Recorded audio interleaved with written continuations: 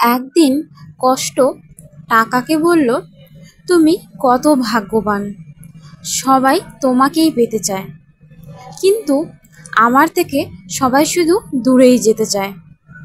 এই কথার উত্তরে টাকা কষ্টকে একটা খুব সুন্দর কথা বলল। বলল, ভাগ্যবান তো আসলে তুমি। যখন তুমি সাথে থাকো তখন আপনজনদের পাশে পাওয়া যায়, আপনজনদের কাছে পাওয়ার ইচ্ছে হয়, কিন্তু যখন আমি সবার কাছে যাই সব আপনজন যেন দূরে চলে যায়। তুমি জানো, চোখ তো শুধু বাইরেই কাঁদে, কিন্তু যে মনটা আছে না, সেটা ভেতরেই ভেঙে যায়।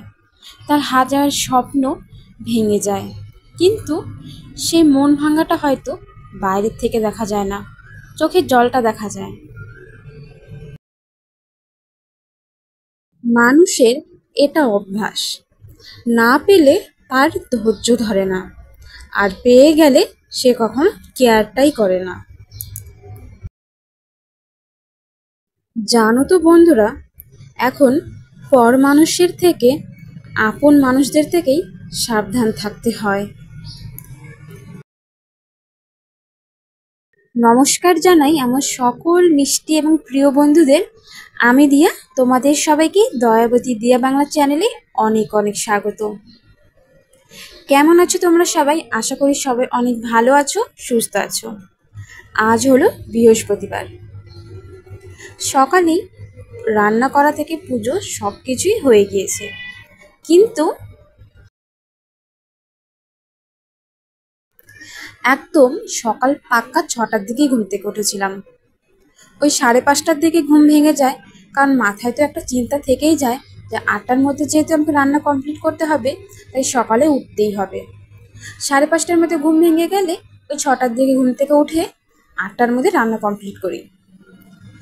তার আগে তো স্নান হয়ে যায়, পুজোটা দিতে দিতে কখনো দেরি হয়ে যায় বা কখনো শাশুড়িমা দিয়ে নেন। তো আর দুপুর আর রাতের গোপাল সেবাটা আমি দিয়ে থাকি।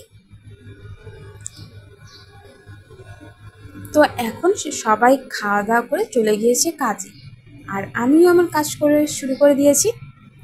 তো দেখতে পারলে বিছানার মধ্যে একটা বিড়াল শুয়ে আছে মিনি, আর এখানে শুয়ে আছে মিনির মা মানে ম্যাও।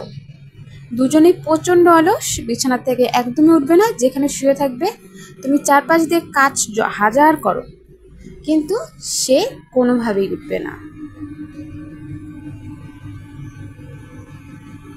তো এরপরে না, এখন যেহেতু ধুলোর দিন, সব কিছু একদম সাদা সাদা হয়ে যাচ্ছে। আমাদের উঠোনটা একদম বালি, কোনো মাটি নেই, শুধু বালি, একদম সাদা সাদা বালি।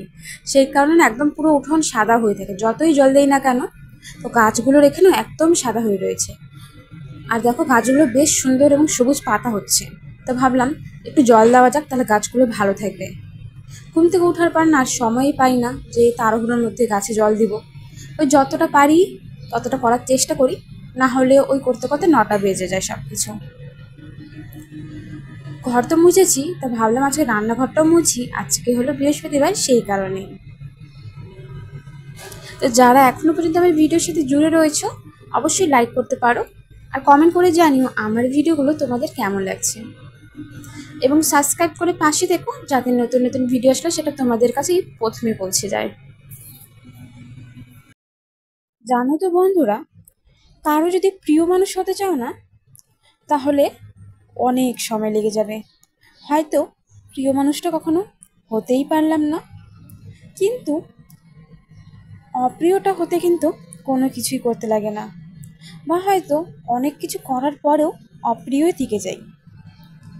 হাজার কাজ, হাজার সমস্যার সম্মুখীন হয়েও যদি সামনের মানুষটার মন রক্ষা করি, তার মন যেন কোনোভাবেই হয় না। সেই কারণে নিজের প্রিয় হও, দেখবে তাতে তোমার বেশি একটা খাটুনি লাগবে না। কিন্তু অন্যের প্রিয় তুমি কখনোই হতে পারবে না। নিজের প্রিয় হতে গেলে কিন্তু নিজেকে একটু ভালো রাখলে, ভালোবাসলেই যথেষ্ট। কিন্তু তুমি যদি ফ্যামিলির প্রত্যেকটা মানুষকে খুশি করতে চাও, বা অন্য যত মানুষকে খুশি করতে চাও না কেন, সেটা তুমি কখনোই পারবে না।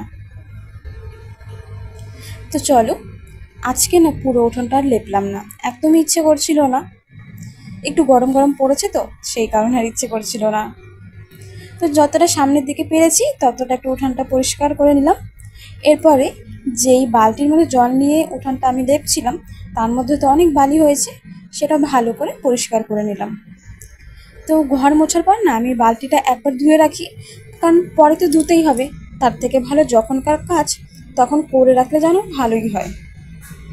তো চলো আজকের ভিডিওটা আমি এখানেই শেষ করি। তোমরা কেউ আমাকে ভুলো না।